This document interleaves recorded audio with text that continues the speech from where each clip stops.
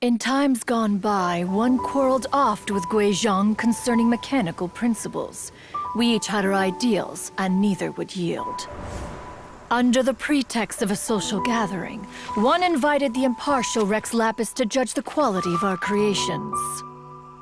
But Rex Lapis declared that Guizhong's obscuro vulpus mechanism was superior. Though one was too proud to acknowledge it, in one's heart, one knew that Guizhong was indeed the superior talent in the mechanical arts. As for the story between Guizhong and Streetward Rambler, that begins with a certain bell. In Guizhong's opinion, while mechanisms were no substitute for human composers, they were yet capable of producing simple but fine melodies. But Streetward Rambler believed music to be an expression of the soul, an emotional enterprise that could never hope to be replicated by machinery. They argued endlessly, until one asked Rex Lapis to intercede. He confiscated the bell and designated it for ceremonial use.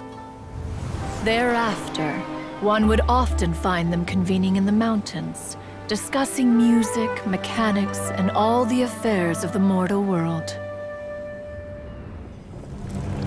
But these good times were not to last.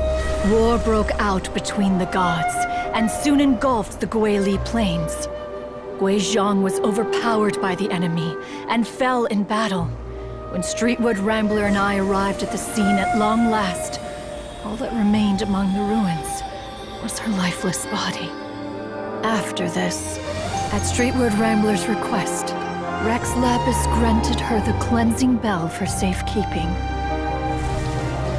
To honor our friend's memory, one made a few finishing touches to her ballistic device.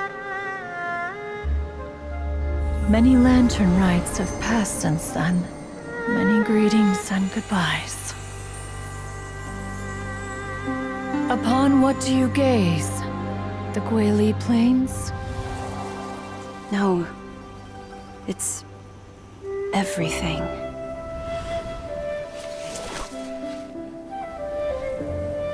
We think of human life as like a lantern that's lit one minute and extinguished the next. But are we Adepti so different?